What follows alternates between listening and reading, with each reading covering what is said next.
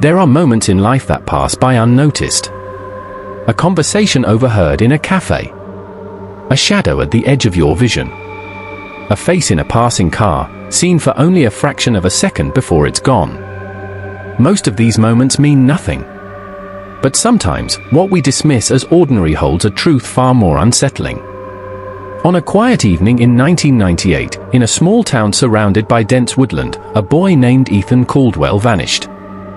He was 8 years old. No signs of forced entry. No witnesses. His parents reported that nothing in the house was out of place. His shoes were by the door. His favorite toy sat untouched on his bed. The window in his room was locked from the inside. Yet, somehow, he was gone. Disappearances happen all the time. A child wanders off, gets lost, runs away. But this was different. Because in the days that followed, something strange began to happen. Something that could not be explained. Tonight, we uncover 3 disturbing real-life horror stories, stories you should never hear alone. Ethan had been outside just before nightfall, riding his bike in the driveway, as he always did. His mother, Claire, was in the kitchen, washing dishes.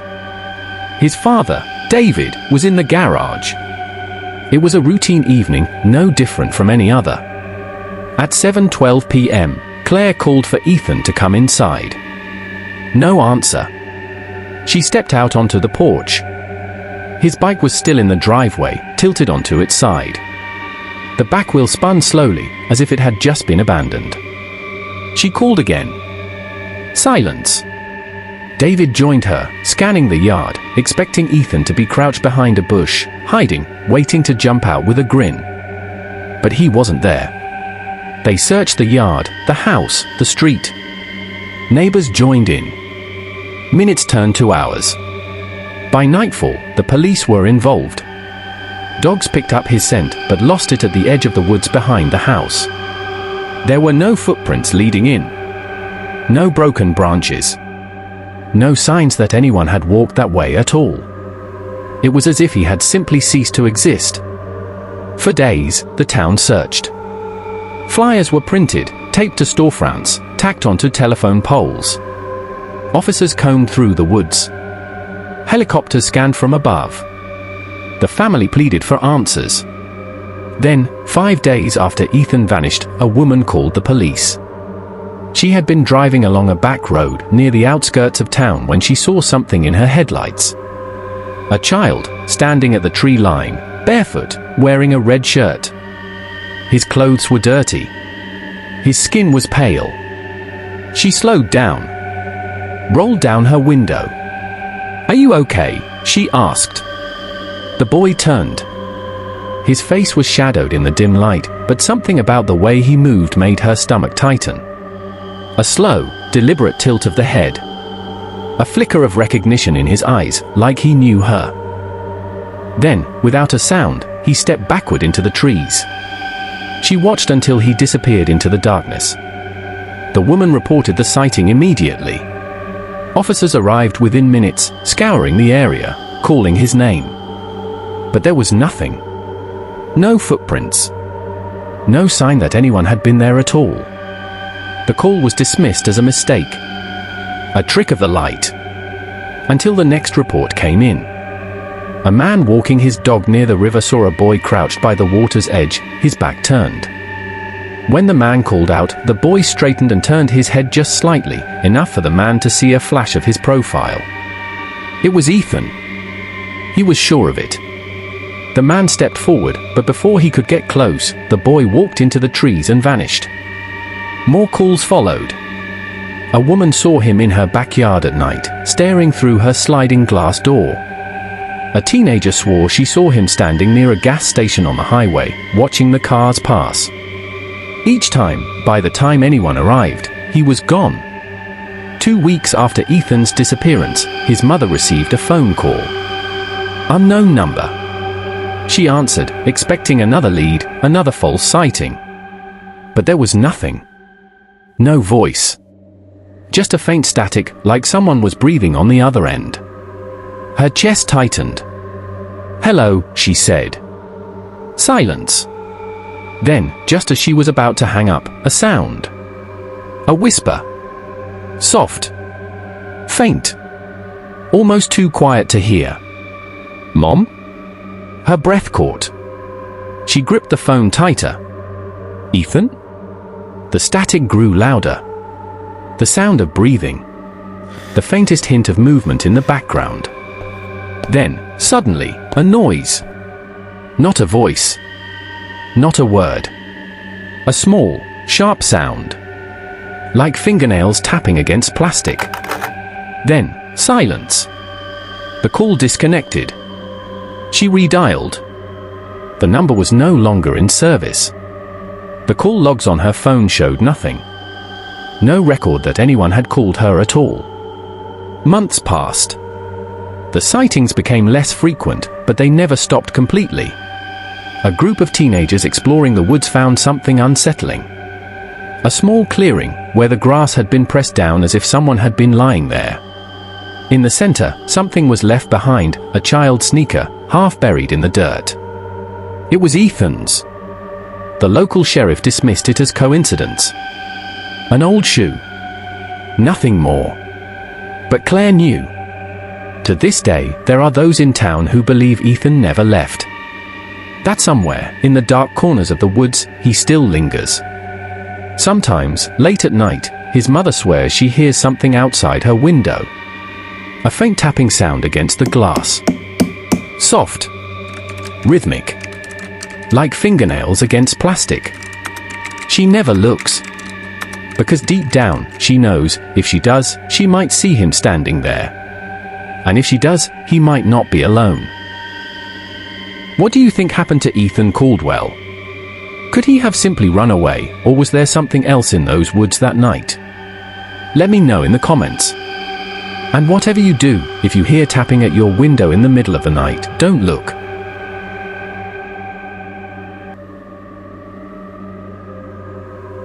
There are places in this world that hold on to things.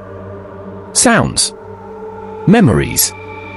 The weight of something unseen, pressing against the walls. Most people pass through without noticing. But every so often, someone lingers just a little too long. And when they do, they realize they are not alone. This is the story of Claire Thomas. A woman who thought she was moving into a quiet apartment. A fresh start.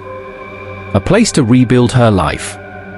But the moment she stepped through the door, something felt off. She couldn't explain it, not at first. It wasn't the creaking pipes or the old wood floors. It wasn't the way the air felt colder in certain rooms, or how the walls seemed to absorb sound. It was something else. Something she couldn't see, but she could feel. The feeling that she was being watched. Claire moved into the apartment in early September. A small, one-bedroom unit on the third floor of an aging building.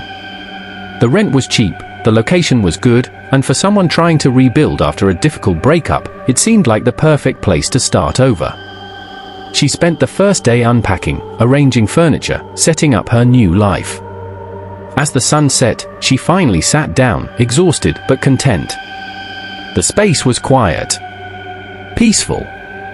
Until the knocking started. It was faint. 3 soft taps. She froze, listening. It had come from inside the apartment. She checked the front door. Nothing. The windows were locked. The closet was empty. The bathroom door stood open, revealing nothing but dark tile and a silent, empty room. She shook it off. Old buildings make noise. Wood settles. Pipes shift. She told herself it was nothing. But the next night, it happened again. The knocking became a pattern. Always after dark. Always 3 taps. Sometimes at the bedroom door. Sometimes from inside the closet. Claire started keeping the lights on at night. She convinced herself she was imagining things, that stress was playing tricks on her. Then, things began moving. She would leave her keys on the counter and find them in the bathroom. The fridge door would be open in the morning. A chair she had tucked under the table would be slightly pulled out. One night, as she was drifting off to sleep, her phone vibrated. A notification. She squinted at the screen.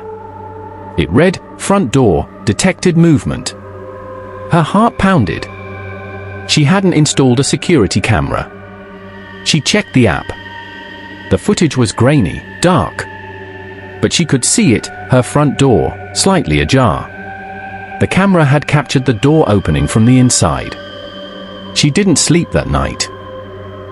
The next morning, she knocked on the door of the apartment next to hers. An older woman named Mrs. Rodriguez answered. Before Claire could even explain, the woman gave her a knowing look. "You live in 3B, don't you?" Claire nodded. The woman sighed. "You need to be careful. That apartment, it doesn't like to be empty." She wouldn't say more. Just shook her head and closed the door. That night, Claire decided to record while she slept. She set up her phone on the nightstand, facing the bedroom door, and pressed record. In the morning, she hesitated before watching. At first, there was nothing. Just the stillness of the room, the soft rise and fall of her breathing. Hours passed in silence. Then, at 3:12 a.m., the door slowly creaked open. No footsteps. No movement. Just the door, inching open on its own. A full minute passed. Then, something shifted. Not a shadow. Not a figure. The blanket at the foot of her bed pulled back slowly, deliberately, as if something unseen had taken hold of it. Then, the knocking. 3 soft taps. Not at the door. At her nightstand. In the morning, the video was gone. The file had been deleted. Claire had had enough. She packed a bag, ready to leave. But something kept her there, some stubborn belief that she was being irrational, that there had to be a reasonable explanation. That night, she lay awake, lights on, waiting. The knocking didn't come. Instead, at 3 a.m., her phone vibrated. A text message. No number. No contact. Just a single message.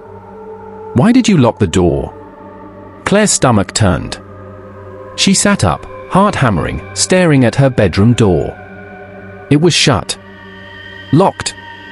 A second message appeared. "I liked it better when you left it open." Then, 3 knocks. Slow. Measured. Not from the door. Not from the closet. From right beside the bed. She didn't look. She grabbed her keys, her bag, and ran. By morning, she was gone. She never went back. A few months later, curiosity got the best of her. She searched the apartment address online. The last tenant? A man in his 60s. Lived there alone for years. He had died in that apartment. No one found him for 3 weeks. The landlord had cleaned the unit, repainted, brought in new furniture. But some things don't leave. Some things stay. The new tenant moved in 2 weeks later. And if the rumors are true, the knocking never stopped. Would you have stayed in that apartment? Or would you have left the moment things started moving on their own? Let me know in the comments. And whatever you do, if you ever hear 3 knocks in the middle of the night, don't open the door.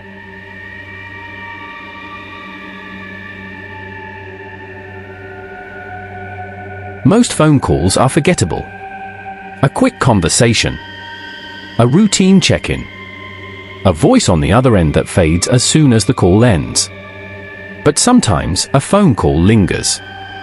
Sometimes, a voice you shouldn't hear finds its way back to you. This is the story of Adam Carter.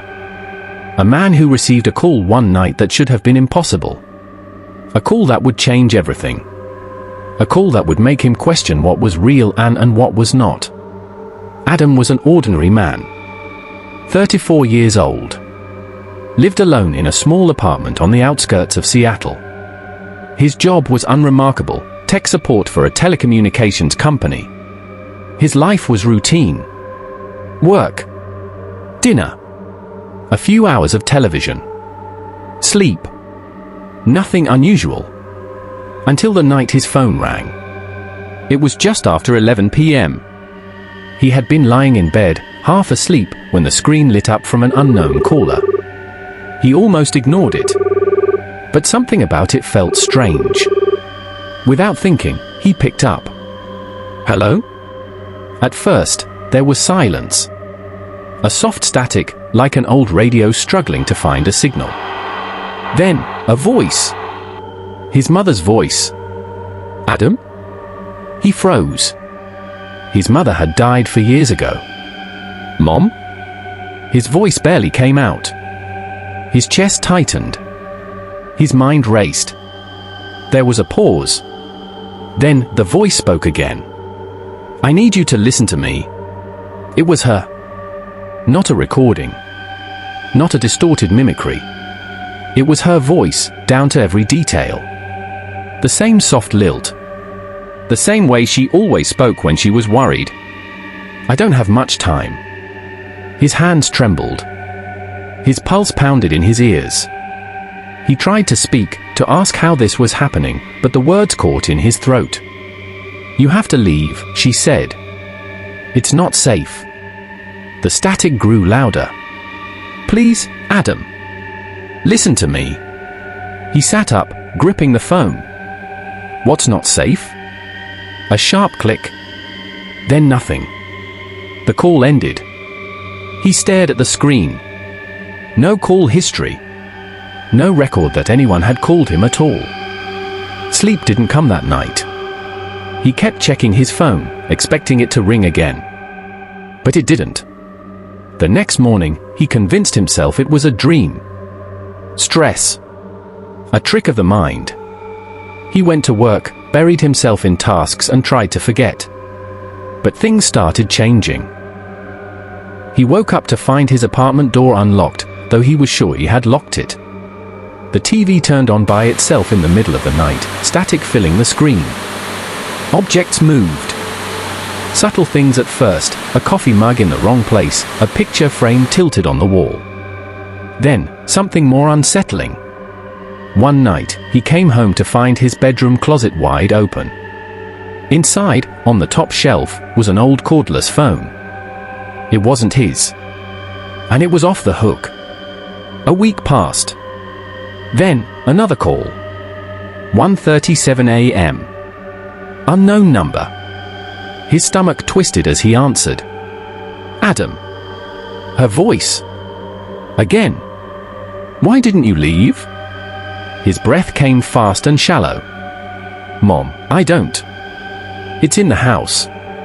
The voice spoke, cutting him off. Silence. His skin went cold. He turned his head, eyes scanning the darkened room. Nothing moved. "Don't let it know you hear me." His grip tightened around the phone. He swallowed hard. "What is it?" he whispered. A long pause ensued on the line before the voice spoke. "It wears your face with that." The line went off. Adam didn't sleep that night. He barricaded his bedroom door, phone clutched in his hand. Every sound made his skin crawl. The faint hum of the refrigerator. The distant creak of the pipes. The wind against the window. At 4:12 a.m., his phone vibrated again. But this time, it wasn't a call. It was a video message. His own number had sent it. Hand shaking, he pressed play. The screen flickered. A grainy image. His apartment. His living room. The footage was dark, the only light coming from the hallway. Then, movement. Someone stepped into frame. At first, he thought it was him. The same height. The same clothes. But something was wrong. The way it moved. The way its head tilted too far to one side. Then, it turned to the camera. And smiled. Not a human smile. Too wide. Too many teeth. The screen went black. A final text appeared. "You should have left." By morning, Adam was packed. He didn't know where he was going, only that he had to go. As he grabbed his keys, his phone rang one last time. Unknown number. He didn't answer. But as he walked out the door, something caught his eye. The mirror in the hallway. His reflection. Standing perfectly still. But his reflection's phone was still pressed to its ear. Adam Carter disappeared 2 days later. His apartment was found empty. No signs of a struggle. Nothing missing except a few personal belongings. His phone was left on the kitchen counter. One final call was logged. 1:37 a.m. Unknown number. There was no recording. No voicemail. But according to the phone records, the call lasted 6 hours. And on the other end of the line was his own number. Have you ever received a call from an unknown number in the middle of the night? Would you answer it? Or would you let it ring? Let me know in the comments. And if your phone ever rings and the voice on the other end sounds familiar, ask yourself one question. Are you sure it's really them?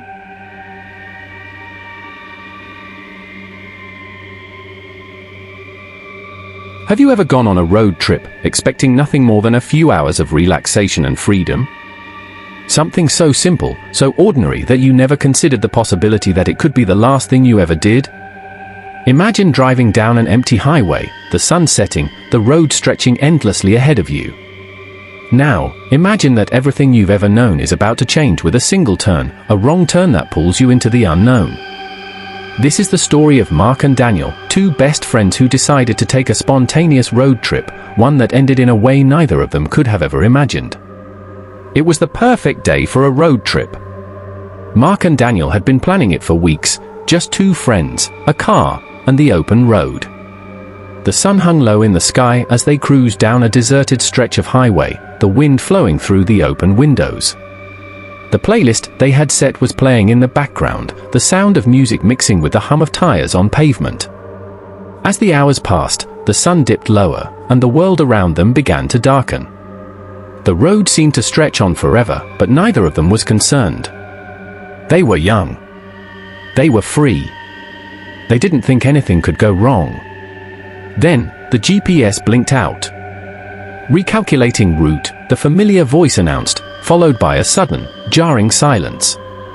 Mark glanced over at Daniel, his expression showing mild concern. "That's strange," he muttered, tapping the screen. They tried to reset the GPS, but the screen flickered and refused to respond. "Guess we take the next turn," Daniel said, his voice light, trying to brush it off. It didn't take long before they realized something was wrong. The road they had turned onto was no longer the main highway. It was a narrow, twisting path that led into a dense forest. The trees crowded in on both sides, casting long shadows across the asphalt. The kind of road you only see in movies or legends. Mark was starting to feel uneasy, the kind of discomfort that settled in your chest when you couldn't explain why things felt off. But Daniel, ever the optimist, kept his eyes on the road, insisting it would lead them back to the highway soon enough. But it didn't. The road continued to wind deeper into the forest. The trees grew thicker. The air felt colder. Suddenly, Mark's phone rang. It was an unfamiliar number. "Hello?" Mark answered, glancing nervously at Daniel. There was no voice on the other end, only the sound of heavy breathing. Then came a faint scream, so quiet that Mark almost thought he'd imagined it. But it came again, clearer this time. Someone was in distress. "Mark," came the voice. It was faint, distorted, but it was his sister, his younger sister, Emma. She had called him earlier that evening to ask about a family dinner, nothing out of the ordinary. So why was she calling now, with her voice so unrecognizable, so strange? Before he could say anything, the call abruptly ended. He stared at his phone in confusion. His sister's number flashed on the screen again, but when he picked it up, there was no sound. "Just static, then don't let them take me." Mark felt a cold rush of panic flood his chest. Something wasn't right. Mark hung up and tried to call Emma back, but the line went straight to voicemail. With a tight knot in his stomach, he looked at Daniel. "We need to get out of here." What followed was a frantic series of events. Mark and Daniel tried to turn the car around, but the road was unfamiliar, the trees too thick to see through. Hours passed, and it felt as though they were driving in circles, deeper and deeper into the forest. It was almost midnight when the phone rang again. This time, it wasn't Mark's phone, it was Daniel's. 911, what's your emergency? Daniel picked up, only to hear more breathing on the other end. This time, the sound was accompanied by a strange, crackling static. Then, just before the call ended, the unmistakable sound of tires screeching, followed by a sharp thud. The phone went dead. By morning, there was no sign of either Mark or Daniel. Their families were frantic, but the police found nothing but their abandoned car, parked eerily in the middle of the road. The doors were left wide open, the keys still in the ignition. No sign of struggle.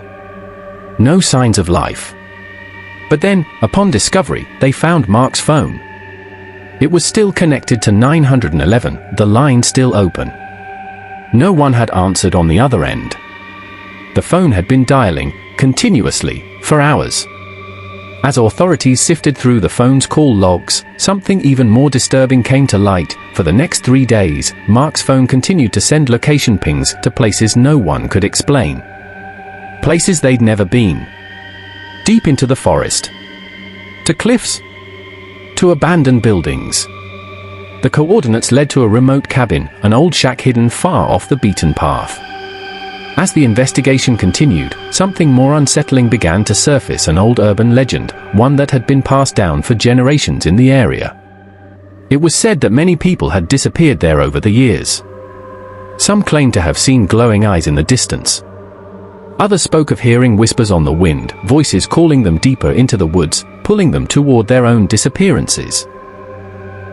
In the case of Mark and Daniel, no one could explain why their phones had continued to function after their disappearance, or why Mark's sister's call had been so distorted, so terrifying. The police couldn't find any evidence of a struggle. No blood. No signs of forced entry. But the phone calls they made to 911 were never forgotten. Weeks passed, and the trail grew cold. Neither Mark nor Daniel were ever seen again. Their families were left with no answers, only a trail of unanswered calls, and the unmistakable memory of the last phone call they would ever hear. Imagine receiving a phone call from someone you know is gone, someone you know can never call you again. Would you answer it? Would you risk hearing the impossible, knowing it could be your last? Let me know in the comments below. And remember, the next time your phone rings, you might want to think twice before answering. It's easy to think that the world is a predictable place, that the paths we take are the ones we choose, and that there is logic in the events that shape our lives. But sometimes, when the road ahead seems clear, it can turn into something you never expected. Something that leaves you asking, what if the world isn't what it seems?